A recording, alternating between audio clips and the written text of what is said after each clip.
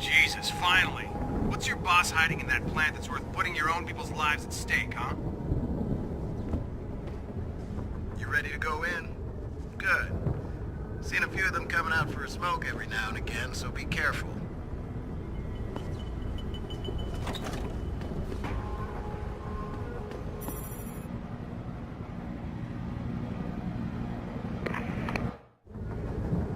At any point during the game, you can access the in-game menu. The inventory holds all the items you are carrying with you. It has a fixed size, which can be upgraded through augmentation. You can move inventory items around, examine them, or combine them with upgrades.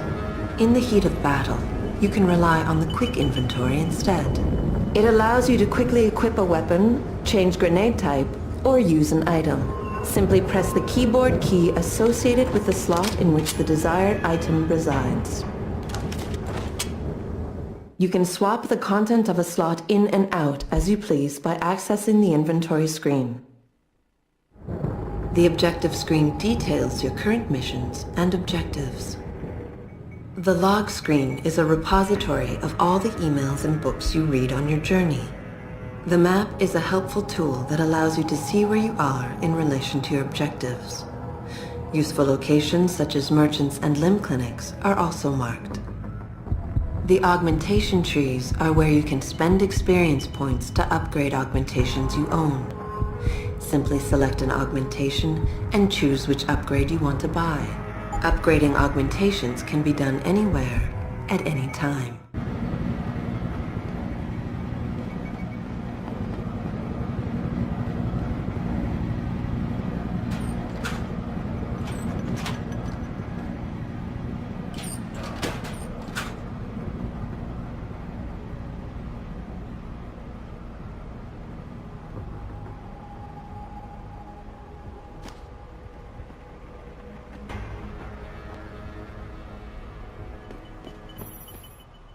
So this is pretty funny. You guys have probably noticed already, or will notice, there's paint buckets lying around the entire game, and they're all kind of empty. All over the place. All over the place. Yeah, and they're all empty yellow or gold paint, if you want. And the joke behind that is because there's so much yellow, gold, and orange in the game. Black and gold. With the black and gold, obviously, the 50% of the black and gold. Is the joke is that it's actually people in the world who actually, took up, paint buckets of yellow paints and painted the world that way. So it just became a little inside joke, and we started putting these buckets all over the place. So now you know how the black and gold was made in the Yeah, first it is not from us. It is from very, very advanced AI that started painting the game to their liking. Really. So as you continue playing the game, keep an eye out. Keep an eye out. How many there are. All over the place. Yeah. Intel on these purists. How much you got? How much you want?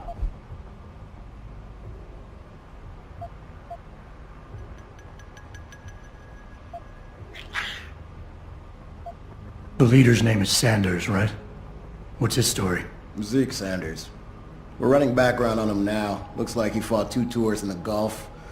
One of them on a recycled military bill. You mean he's augmented? Sarif told me he's not. He used to be augmented. Says his augs made him do evil shit, so he ripped him out. Now he's got a whole crew of gullible street kids listening to his crap and ready to die for him. Or kill.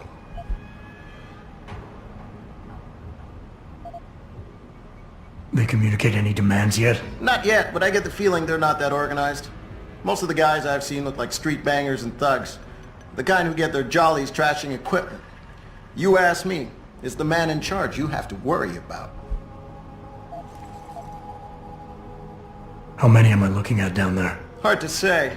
We've spotted 3 in the courtyard, maybe half a dozen inside. But that's a sketchy estimate at best, since we seem to be getting a loop playback off your IntelliCams. That shouldn't be possible. I told Sarif to make sure Pritchard overhauled the system. Well, someone inside must be tech savvy, because all we're seeing is a loop. For all we know, there could be 5, 10, or 3 dozen perps in there.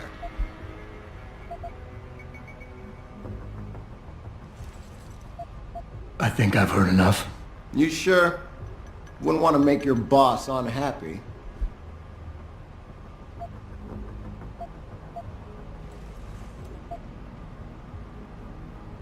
We've got people inside. Any idea where I should look for them? Yeah. Your plant manager, Josie Thorpe, managed to slip a call out before someone snatched her cell. She said the hostages are being held in an office near the assembly labs. Makes sense. The workers were setting up for a production run, so they'd have been concentrated there. You know more about that than I would. Anything else? You look pretty dug in up here. What's the react team plan? We got Alpha as point and Bravo as wing, both standing by to breach the target. We're coordinating from here, but until your boss gives us the go-ahead, we're just holding our dicks. Realistically, how much time do I have before any shooting starts? According to protocol, none. According to your lawyers, the sooner you get in there, the sooner we can hose this powder keg down and call it a day. I got it from here. Sit tight. Wait for Seraph's signal. Like we got a choice.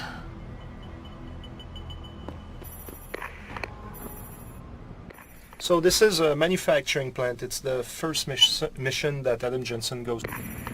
Jensen, it's me, Pritchard. Where are you? On a roof overlooking the plant. Good.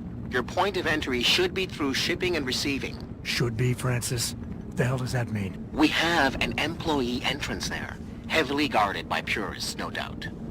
So, if you're not a fan of the frontal assault, I suppose you could try accessing the building's roof.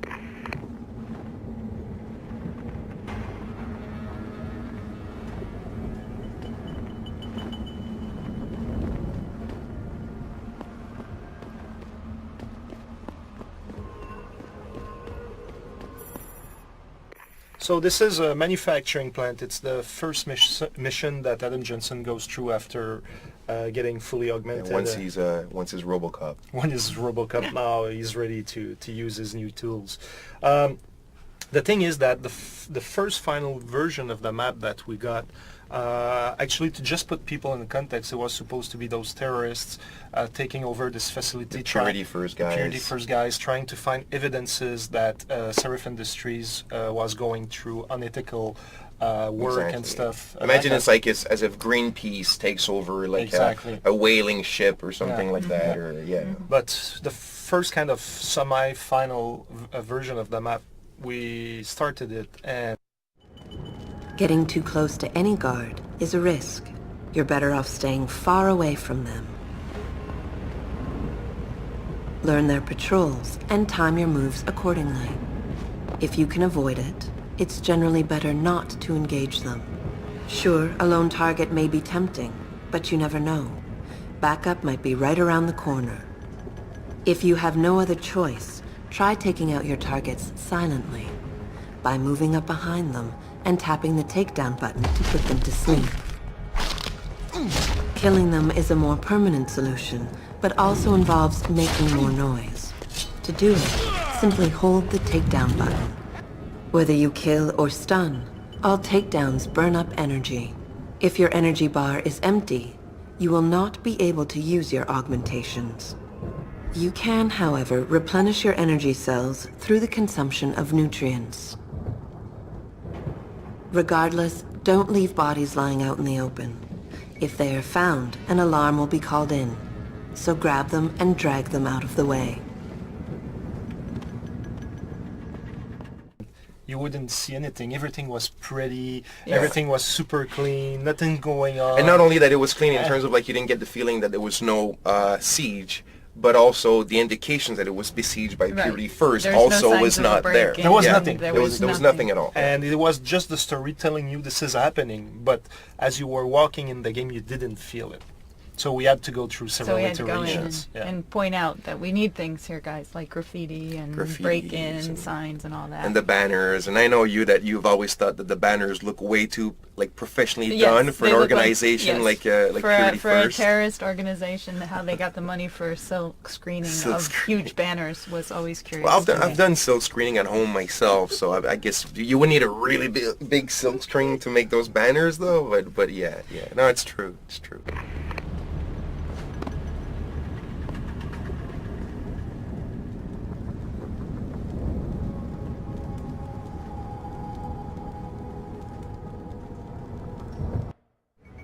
Being stealthy hinges on sight and sound. Crouching down will assure you are making the least amount of noise possible. Line of sight is important, and by keeping behind cover, you'll stand a better chance that enemies won't detect you. Avoid jumping and sprinting, as it will certainly give away your position. What the fuck is that?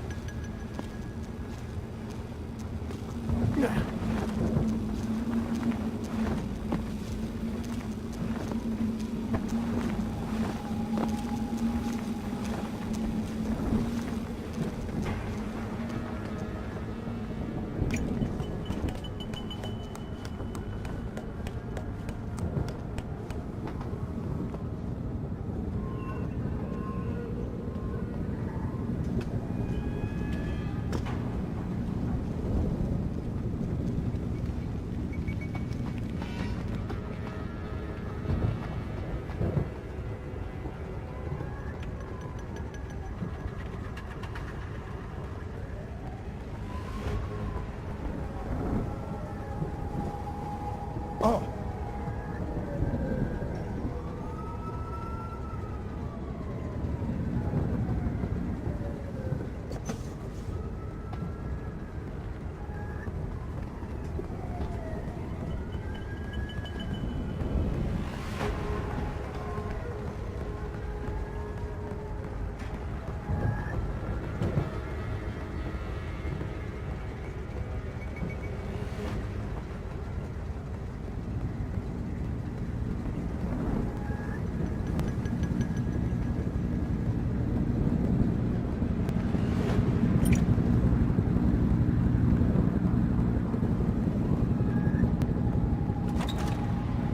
Richard, I'm in.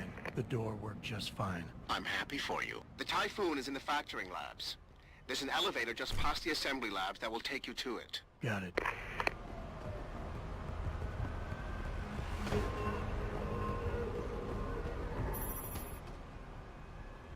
So now we're entering into the hangar shipping zone of the manufacturing plant, and now we can have a look at the Purity First terrorists. Actually, when they were born, when they were designed, they were looking more like medieval knights, and then we kind of felt that it was not totally in line with what a group of terrorists would Right. be, like, especially against augmentations, against everything. And in terms of the visual storytelling of them, it was kind of not doing exactly what we wanted. Right. Well, I think the original designs, right, Joe, came out of the idea of the Cyber Renaissance and the Templars and who represented what. Yeah, they were. Well, the idea was that we had, we had two contrasts, right? The augmented people, the transhumanist side was with the cyber renaissance, and the people that were against it was kind of like the Dark Ages before the Renaissance. It was more like feudal, it was more medieval. And we said, well, the way that I saw it was that these guys were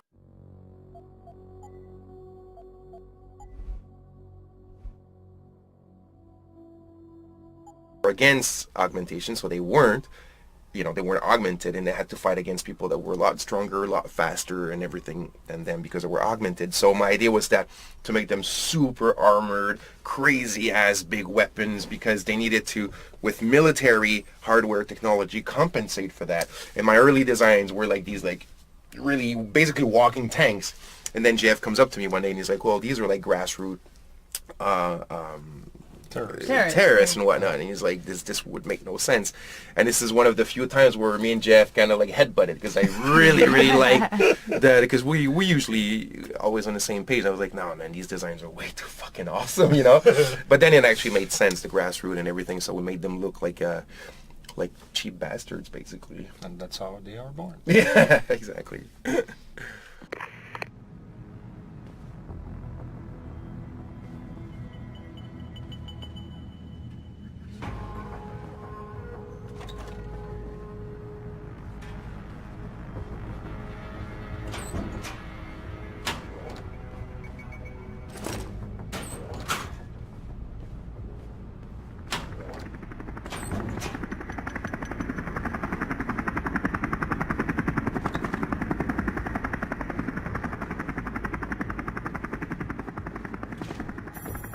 Jensen, I just tried to unlock the assembly lab door, but my override codes aren't working.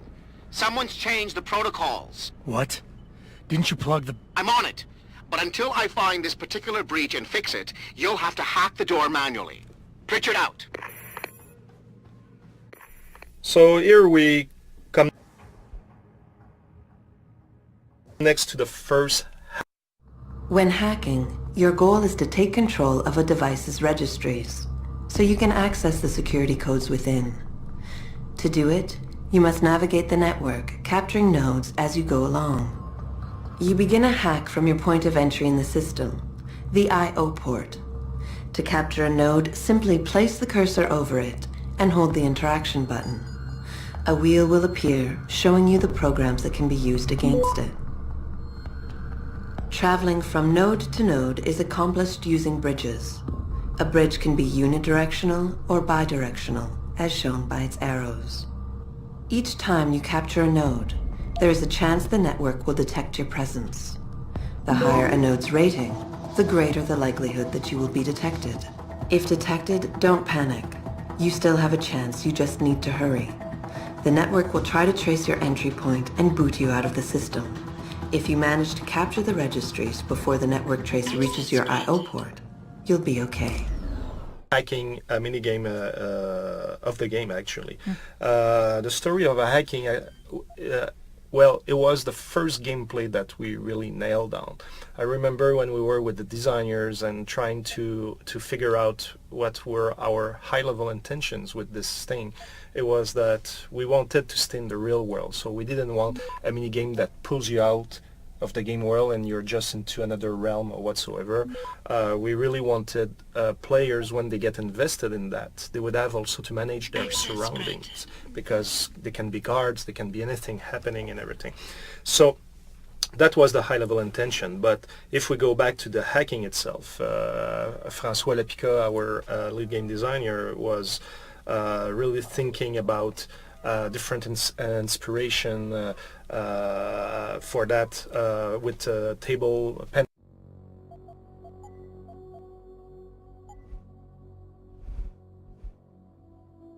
and paper table games and stuff, cyberpunk ones, and he really wanted to go into this thing of going with cycles of CPUs that you put them into. It was amazing. It was great. Like I loved it. He built it on an Excel sheet, and you had all those parameters to manage, Yeah, and it I was liked really, it. you felt that you were really hacking.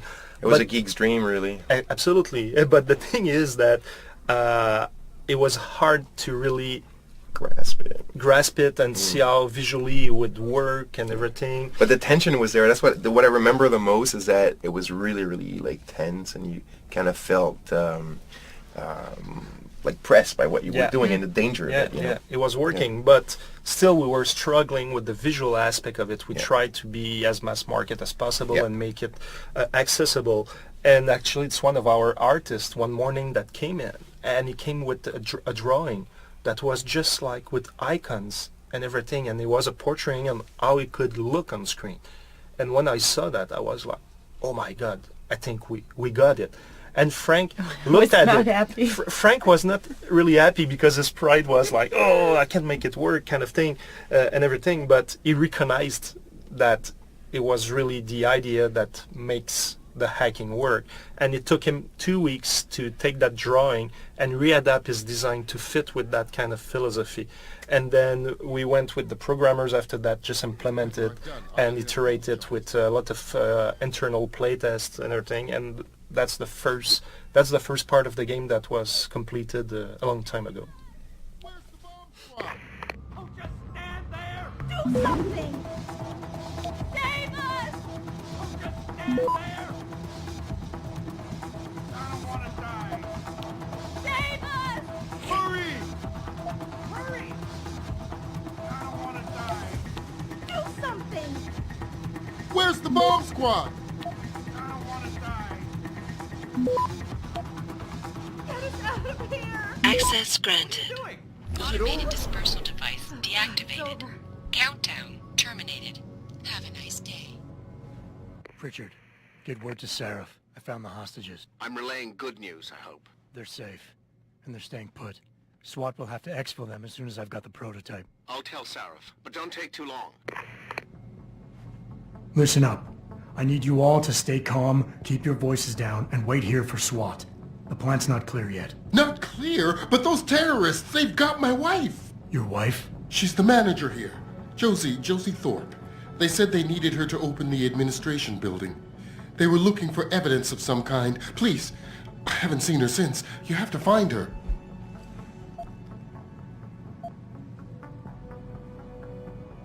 I'll do my best. But right now, I need you all to stay here and wait for the police. Can you do that? Yes, of course. But please, hurry. You said they were looking for evidence? What kind of evidence? I don't know. They're purists. They think the body is sacred and shouldn't be tampered with. They probably want something that will implicate us in moral wrongdoings. Did they know about the typhoon? It's a top secret contract. How could they? And we only moved it in a few hours ago. Please, I don't think they expected anyone would be working today. And now that they're backed into a corner, you have to find my wife, please.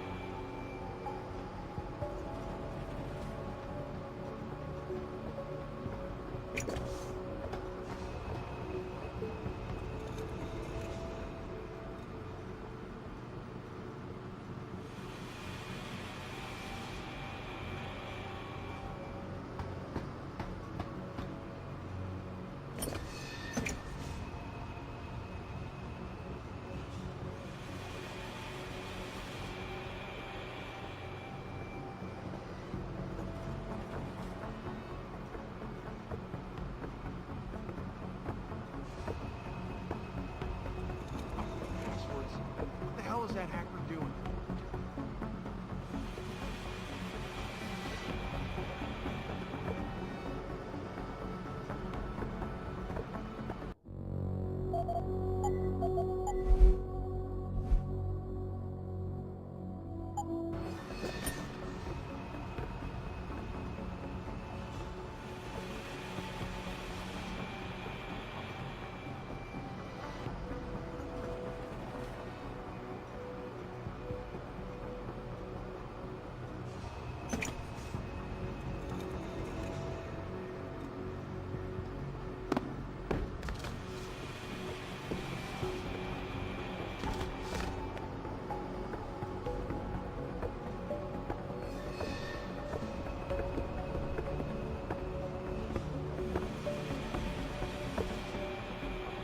Shit!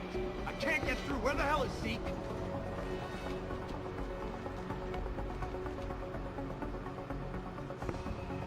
Come on, there's gotta be something useful in here.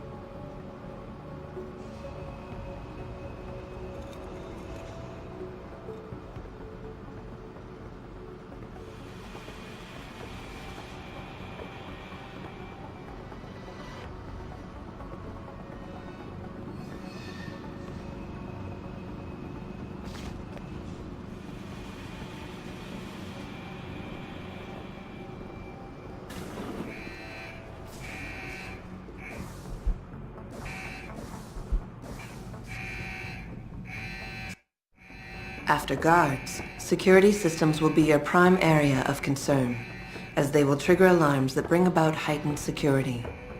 Trying to destroy these devices is a bad idea. Try instead to get around them. By timing your moves properly, you should be able to do so relatively easily.